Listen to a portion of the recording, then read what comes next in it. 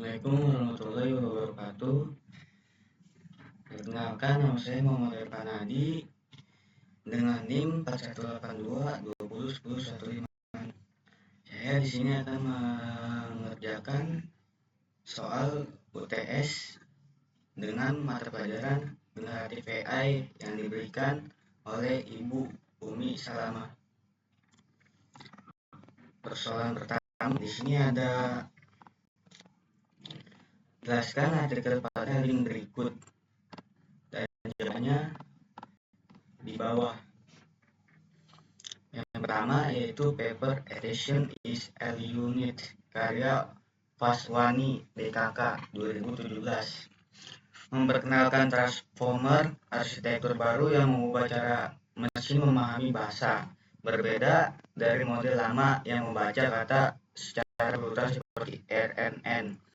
Transformer bekerja dengan prinsip perhatian, itu kemampuan model untuk fokus langsung ke bagian penting dari kalimat tanpa harus menelusuri semuanya satu persatu melalui sistem save, attention, dan struktur encoder decoder. Transformer mampu memproses teks jauh lebih cepat, memahami konteks panjang, dan menghasilkan terjemah atau teks dengan kualitas tinggi.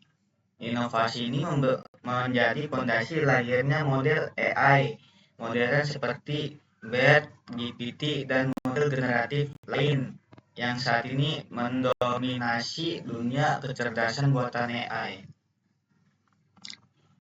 Dan jawaban yang kedua itu jenis kerugian, losses dalam arsitektur deep learning. Dalam pembelajaran mendalam deep learning, loss function itu ibarat pengukuran kesalahan antara hasil prediksi model dengan nilai-nilai sebenarnya. Semakin kecil nilainya, semakin akurat modelnya. Berikut 3 contoh dari kategori perbedaan. A. Probabilistic loss, categorical cross entropy. Jenis ini paling sering digunakan pada model klarifikasi dengan banyak kelas. Intinya, categorical cross entropy mengukur seberapa jauh distribusi probabilitas prediksi model dari label sebenarnya. Kalau model menebak satu kelas dengan probabilitas tinggi, salah satu nilainya langsung besar. Tandanya model butuh belajar lebih baik. Bahkan kamu punya model yang harus mengenali gambar kucing, anjing, burung. Jika gambar kucing ditebak, burung, dengan yakin loss-nya bakal tinggi banget. Jadi fungsi ini memaksa model untuk makin yakin ke kelas yang benar dan makin ragu pada kelas yang salah. Yang kedua, B.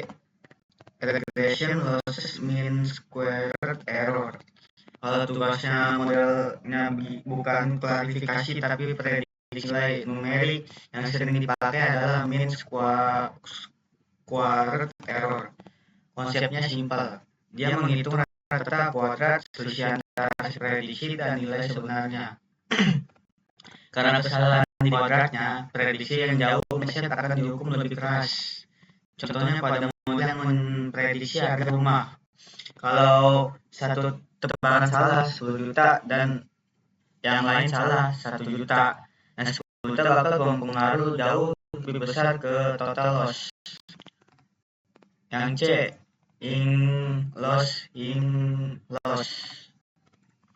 Loss biasanya dipakai di model klarifikasi dengan margin, seperti sport vector matching atau SFM. Tujuannya bukan cuma menebak benar, tapi juga memastikan jarak atau margin antara kelas cukup besar. Misalnya, model harus menebak apakah gambar termasuk anjing atau bukan anjing. Kalau hasil prediksi terlalu dekat di batas keputusan, English memberikan penalti agar model belajar membuat batas yang lebih tegas. Dengan begitu, hasil klarifikasi jadi lebih kuat dan tidak mudah salah saat diuji dengan data baru. Untuk kesimpulannya, setiap loss function punya peran berbeda. Cross entropy buat probabilitas antara kelas, MSE untuk regresi numerik, dan Ingles buat klarifikasi dengan margin tegas. Semuanya sama-sama penting untuk melatih model agar hasil akhirnya paling optimal. Yang ketiga, yang soal ketiga di sini ada chain of thought. Pahami total buku. Jumlah seluruh buku sama dengan 650. Cari jumlah buku fiksi. 25% dikali 650 sama dengan 0,25 kali 650 sama dengan 162,5. Karena buku nggak bisa setengah, berarti sekitar 163 buku fiksi adanya. Cari jumlah buku non fiksi.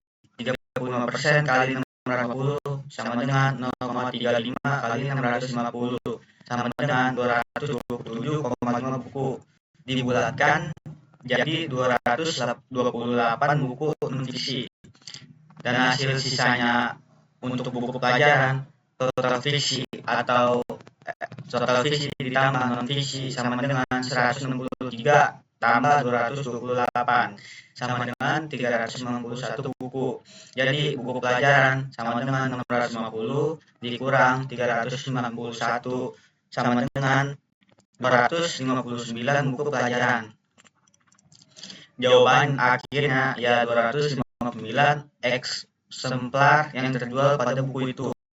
Jadi penjelasan saya di sini kalau kita pikir pakai logika, dari 650 buku yang dijual sebagian dipakai untuk dua kategori utama, yaitu fiksi dan non fiksi. Begitu dua kategori ini dikurangi dari total, otomatis sisanya adalah buku pelajaran. Dengan pola berpikir seperti ini, kita bisa menelusuri masalah secara bertahap, mirip cara AI mencari solusi lewat chain of thought reasoning. Di sini ada jawaban nomor 4.